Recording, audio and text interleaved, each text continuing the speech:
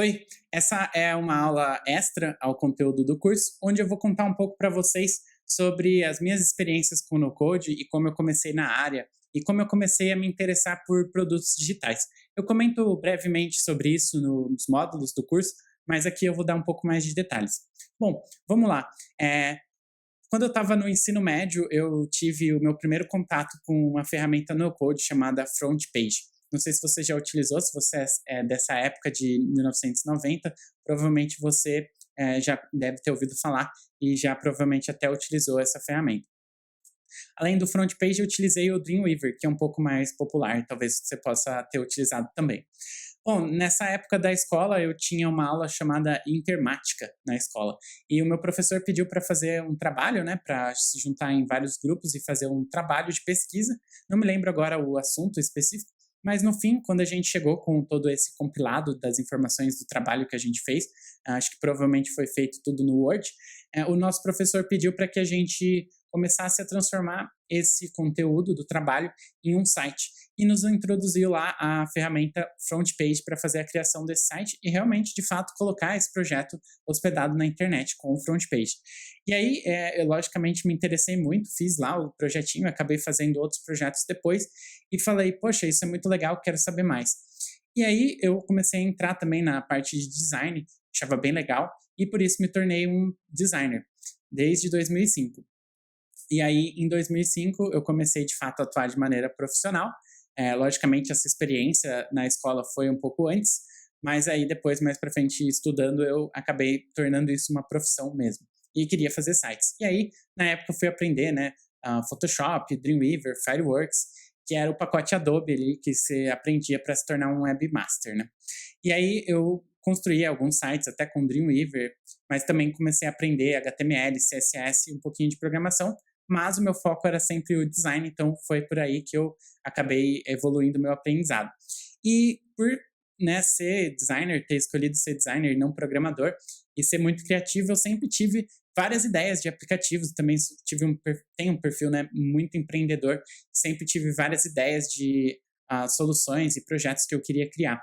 E aí, eu tentava criar esses projetos, né, e às vezes com muita dificuldade, naquela época as ferramentas ainda não eram tão evoluídas, às vezes tentava usar o WordPress ou algumas outras ferramentas assim que eram no code, sem saber que se chamavam no code, e tentava criar vários projetos e conseguia, né, de fato tirar minhas ideias do papel, às vezes não exatamente como eu queria, às vezes utilizava código também, e às vezes eu precisava pedir a ajuda de alguns amigos programadores, então eu sempre ficava incomodando os meus amigos programadores para me ajudarem a fazer alguma coisa que eu barrava ali, né, que eu não conseguia ir para frente, não conseguia evoluir, ou alguma coisa que realmente precisava de código, e aí eu precisava de ajuda de alguém.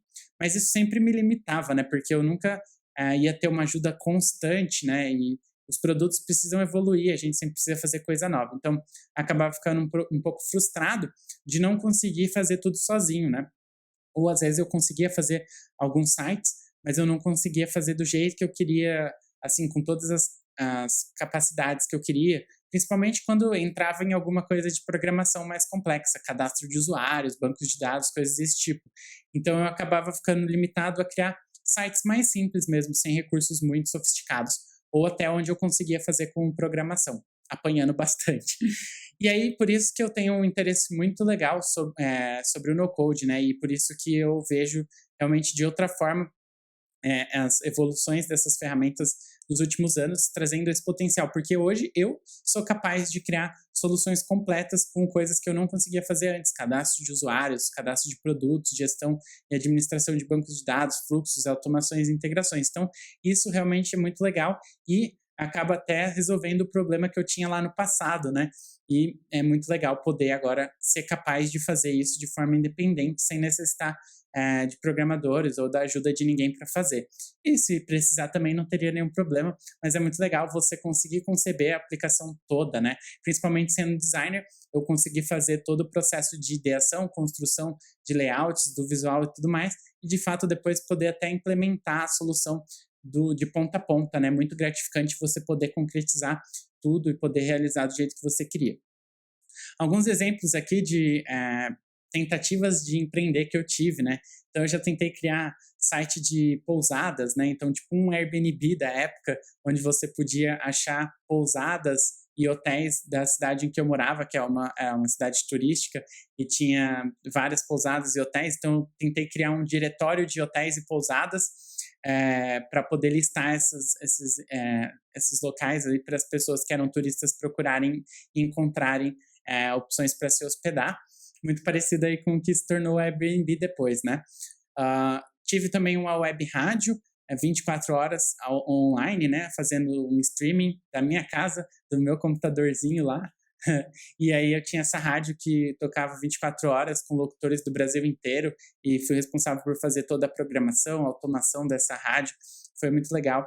E depois de um tempo eu acabei vendendo essa rádio. Eu não sei, mas eu acho que ainda deve existir até hoje, mas não tenho certeza 100%, mas até alguns anos atrás ela ainda existia, então é muito interessante ver um projeto que eu criei lá na minha adolescência ainda existindo.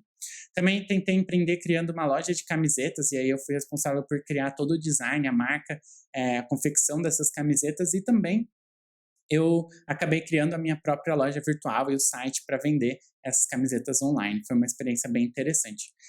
Tinha uma ideia de, quando estava começando o Twitter, criar um monitorador de Twitter, de tweets, né, no Twitter, para saber o que as pessoas estão falando sobre as marcas. Cheguei até a ser convidado para participar de alguns livros, porque na época era uma ideia bem disruptiva e inovadora, e eu tentei criar essa solução, consegui criar uma primeira versão, mas aí depois eu acabei não conseguindo dar sequência por questões de não saber programar mesmo e começar a ficar muito complexo. Mas a ideia era monitorar os tweets das pessoas e conseguir classificar se eles estavam falando coisas boas ou ruins das marcas e talvez poder vender essas informações para as marcas interessadas. Também criei um totem de integração de redes sociais, onde você tinha um cartão de RFID, onde você podia conectar nas suas redes sociais e fazer pequenas tarefas. Na época era liberado você fazer o social check-in, né? Então você podia entrar na sua conta do Instagram ou do Facebook, na verdade, né? Por meio de dispositivos físicos, e eles podiam fazer uma postagem dentro da sua conta. Então você poderia chegar num lugar, passar o seu cartão em um totem e falar que você está naquele lugar. Naquela época também era muito famoso aqueles serviços de check-in social e de check-in nos locais, né? Eu não lembro agora o nome do serviço, mas existia um serviço bem popular que você fazia check-in nos lugares, e aí às vezes até você ganhava algum prêmio, algum cashback, alguma coisa por ter postado nas redes sociais que você estava em um lugar específico. Então, a ideia também girou um pouco dessa tendência. Também cheguei a criar um fórum de startups, e aí o fórum também foi criado com uma ferramenta que possibilitava você fazer a criação de um fórum totalmente sem código, né?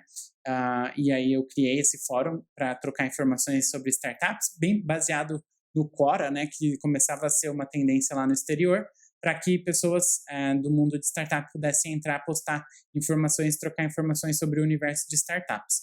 Também tive um blog de músicas, onde a gente colocava álbuns de músicas, novidades de músicas diversas, de vários tipos de artistas, né, e gêneros, e também foi feito com, acho que na época, o WordPress. Eu cheguei também a utilizar ferramentas de criação de blogs, como, acho que Blogspot e outras soluções assim que possibilitavam que você criasse blogs, mas cheguei a usar o Tumblr também. Então essas ferramentas no Code sempre estiveram fazendo parte da minha vida empreendedora aí. Também cheguei a criar um site para você ouvir músicas. Naquela época começava a se tornar famoso o streaming de músicas, então eu criei um modelo meio parecido com o Spotify, naquela época que o Spotify ainda não era muito conhecido, onde você podia entrar e ouvir suas músicas favoritas com um player ali, em vez de ter que baixar essas músicas. Criei também um aplicativo de food trucks no Mapa. Então, na época que os food trucks começaram a se tornar famosos, aí, uma nova novidade, tendência, criei um aplicativo onde você podia entrar e localizar food trucks em tempo real perto de você, para você ir até esses food trucks, saber onde eles estavam estacionados, e também para os donos de food trucks poderem divulgar suas localizações para mais pessoas chegarem até eles e postarem, atualizarem essas informações da localização do food truck em tempo real. E nesse caso não foi feito com no-code, a gente fez com programação tradicional, mas se talvez tivesse sido feito com no code, com as tecnologias que a gente tem hoje, até teria dado mais certo, a gente teria conseguido fazer mais rápido. Mas também cheguei a trabalhar nesse projeto e também cheguei a criar alguns templates e um criador de sites utilizando alguns plugins do WordPress e templates customizados do WordPress também para fazer esse projeto de criador de sites. Logicamente, deve ter tido algumas outras ideias no meio do caminho que eu não devo estar lembrando agora, mas essas são as principais assim que eu lembro. E a mais recente que eu criei nesses últimos anos é uma plataforma de mentorias chamada Mentora, que está no ar até hoje e foi criada totalmente do zero com ferramentas no code, no modelo bem MVP, bem lean, do jeito que você viu aqui no curso. Você pode entrar lá no site, foi feita com Webflow e ainda estou até estudando novas possibilidades de fazer evoluções com as ferramentas no code, aí fazendo uma plataforma marketplace realmente com no code bem legal. Então poder aí também ser um case aí para a gente falar no futuro. Bom, basicamente são essas as minhas tentativas de empreender. Você pode ver que o no-code faz parte da minha vida há alguns anos já. Eu também já trabalhei em algumas empresas internamente, dentro dessas empresas como designer, e também já desenvolvi projetos de blogs e sites dessas empresas aí, utilizando o Webflow e outras ferramentas no code, também o Webflow.